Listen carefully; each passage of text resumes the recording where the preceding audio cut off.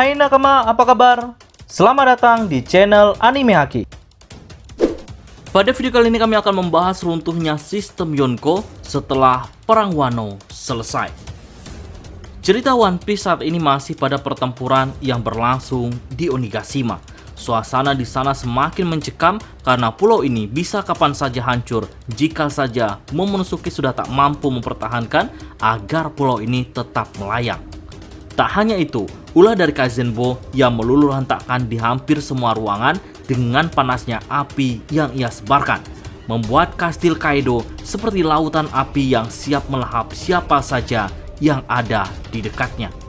Nah, saat ini pula dua Yonko mantan bajak laut Rocks juga sedang dibuat repot oleh Supernova, yaitu Kaido yang saat ini sedang menikmati pertempuran melawan Luffy, sedangkan Big Mom sedang berusaha menghajar Kid dan Law. Di luar itu, pertempuran Wano kini bukanlah sekedar pertempuran antara bajak laut dan samurai, melainkan pemerintah dunia juga ingin mengambil bagian dari pertempuran ini. Apa sebenarnya rencana kejam Gorosei mengirimkan pasukan ke sana? Bukankah mereka sendiri yang menyebutkan jika Yonko adalah salah satu penyeimbang dunia One Piece? Kenapa mereka kini berani mengusiknya? Oke, mari kita bahas bersama-sama.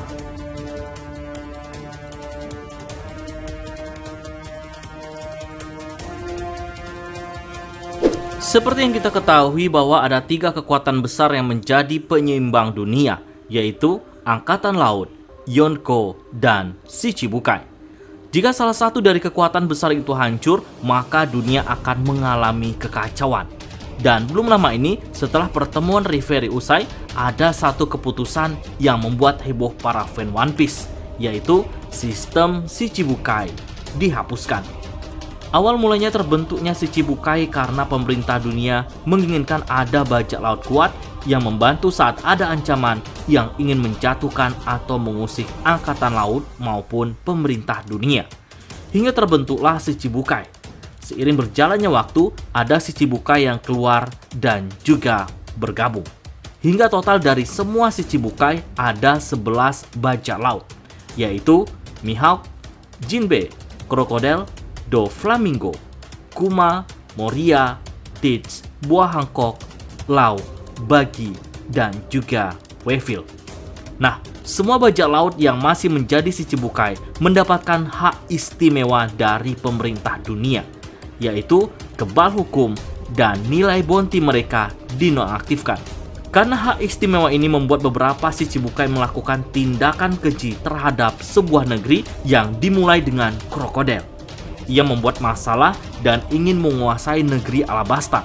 Salah satu tujuannya yaitu ingin mengungkap tentang salah satu senjata kuno Pluton.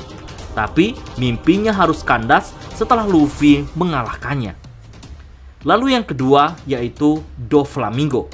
Ia berhasil menguasai wilayah Dressrosa hingga banyak kerugian yang telah ia perbuat. Bahkan angkatan laut pun sampai turun tangan untuk mengungkap kejahatan Doflamingo. Nah, karena ulah mereka, maka sistem Shichibukai dihapuskan. Namun rupanya, pemerintah dunia telah lama mengantisipasi hal ini, yaitu dengan membuat senjata SSG, senjata yang siap menggantikan posisi dari Shichibukai. Namun, mereka tidak menyadari jika keputusan mereka akan menjadi bumerang bagi pemerintah dunia sendiri. Salah satunya adalah Mihawk akan murka dengan hancurnya sistem Shichibukai ini, karena pembubaran Shichibukai ini hanya sebelah pihak, dan para mantan Shichibukai akan kembali menjadi bajak laut yang haus darah.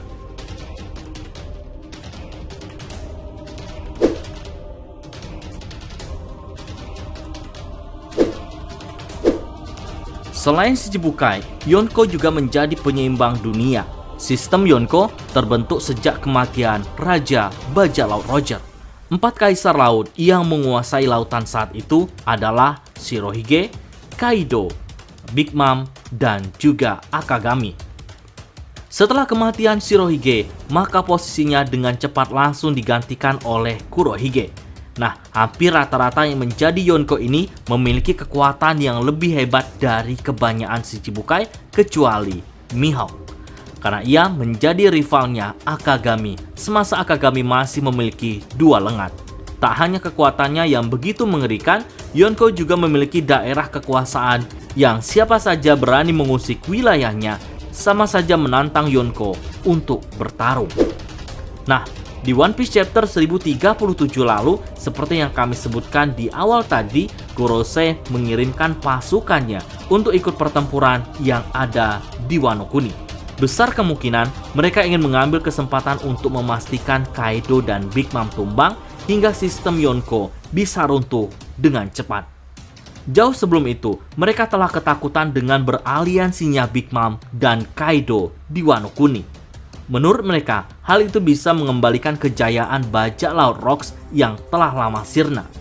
Apalagi saat ini, orang yang pernah mengalahkan bajak laut Rocks telah menua dan satu lagi telah berada di alam baka. Jika bajak laut Rocks kembali bangkit, maka kekacauan dunia tidak bisa dihindari. Kengerian bajak laut sebelum eranya Roger ini tentu kita sudah tahu kisahnya. Bahkan pulau tempat pertempuran itu sengaja dihapuskan dari peta agar tidak menjadi kenangan yang menyakitkan bagi pemerintah dunia. Nah, yang menjadi pertanyaannya adalah mengapa sejak lama pemerintah dunia tidak mau menyerang Yonko?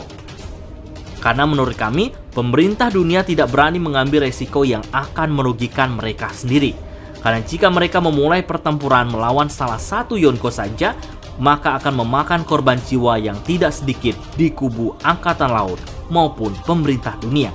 Apalagi Yonko lain ikut-ikutan untuk menyerang pemerintah dunia. Sebagai contohnya perang Marineford, mereka sudah mengalami banyak kerugian saat melawan salah satu Yonko. Itu pun di markas mereka sendiri. Bagaimana jika di luar markas Angkatan Laut? Maka resikonya akan jauh lebih besar.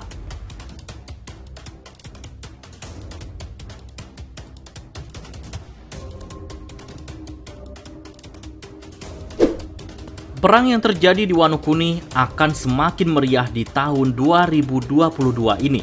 Karena kedatangan karakter baru yang bergabung di Wano tentu membuat pertempuran ini benar-benar dahsyat.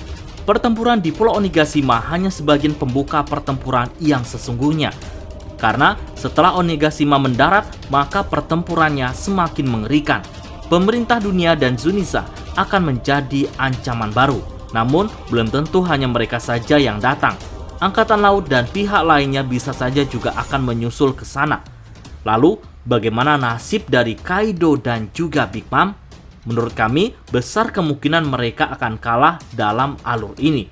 Karena Luffy telah berjanji untuk mengalahkan Kaido dan membebaskan negeri ini dari ketidakadilan yang membuat banyak warga Wano kelaparan.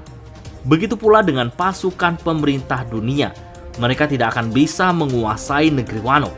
Kemunculan Zunisa di Wano Kuni ini pasti memiliki peran yang krusial demi menjaga Wano dari pihak pemerintah dunia. Nah, kekalahan Kaido dan Big Mom ini yang menjadikan sistem Yonko akan runtuh. Bahkan kekacauan di tempat bekas kekuasaan Kaido dan juga Big Mom karena banyak bajak laut kelas teri mulai berani mengusiknya. Nah, bagaimana menurut nakama semua? Berikan pendapat kalian pada kolom komentar.